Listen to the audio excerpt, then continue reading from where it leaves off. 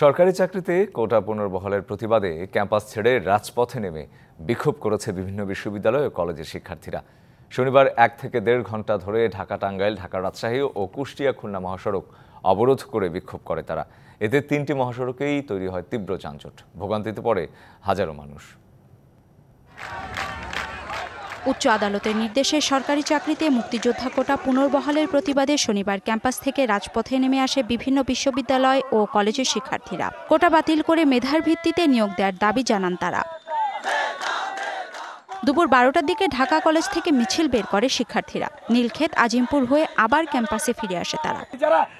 পাকিস্তানের বিরুদ্ধে রক্ত দিয়েছে, পশ্চিম পাকিস্তানের বিরুদ্ধে লড়াই করেছে, তারা কখনো এই বৈষম্যমূলক কোটা মানতে পারে না। আমাদের শেষ রক্তবিন্দু থাকা পর্যন্ত আমরা প্রত্যেকটা বিশ্ববিদ্যালয় ক্যাম্পাসে আন্দোলন করে চলব।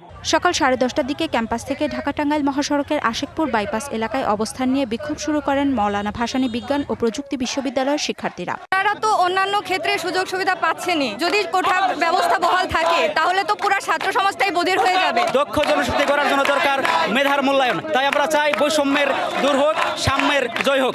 আন্দোলনের কারণে মহাসড়কটি দিয়ে বন্ধ হয়ে যায় যান চলাচল, তৈরি হয় 20 কিলোমিটার যানজট, দুর্ভোগে পড়েন হাজার হাজার যাত্রী। 1 ঘন্টা ধরে আটকে আছি এখানে বাইপাসে, গাইলে যাইতে পারছি না। আমরা ছাত্র আন্দোলন হচ্ছে, এভাবে যেতে পারছি না। আমরা একজনের ক্ষতি করে আর একজনের ভালো করা এটি কিন্তু ঠিক না। ঠিক এতে কত লোক ভোগান্তি, এই নাজেলটা ছাড়া অন্য দিক দিয়েও তো করতে পারে।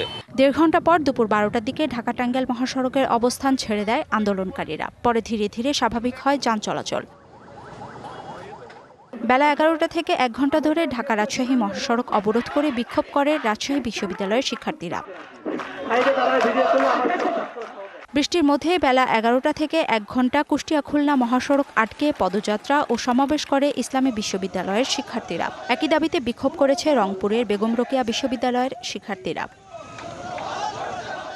Arghamitra Tarafdar, DBC news desk. নগদের কাছে সব গ্রাহকই প্রিয়, তাই তো সারা দেশে ক্যাশ আউট চার্জ সবচেয়ে কম।